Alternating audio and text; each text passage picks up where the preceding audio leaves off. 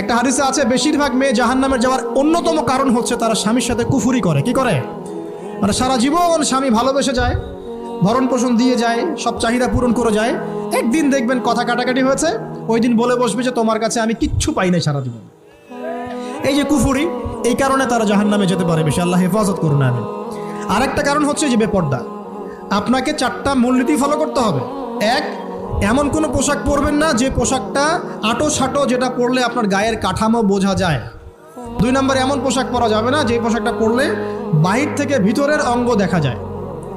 তারপরে 3 নম্বর, এমন পোশাক পরা যাবে না যেটা অমুসলিমদের সাথে সাদৃশ্য আছে। কথা বুঝতে পারছেন? জি, আপনাদেরকেই বলছি, আপনারা জিন্স পরতে পারবেন না, মেয়েদেরকে বলছি, এবং টি শার্ট পরতে পারবেন না। আপনারা ওই যে যা ইচ্ছা তাই ড্রেস পরে বলবেন যে 1000 বছরের সভ্যতা সংস্কৃতি, এসব বাজে কথা চলবে না এখানে। এটা 1000 বছরে কোনোদিনও আমাদের দাদা নানিরা এগুলা কখনো পরে নাই। পড়ছে? আপনার দাদি কখনো এরকম পরছিল শাড়ি? তো যে বললো 1000 বছর থেকে পরে আসতেছে নাকি?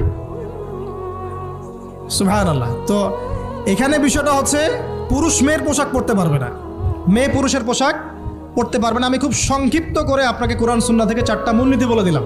এই 4টা মূলনীতি কোরআনেও আছে, হাদিসেও আছে।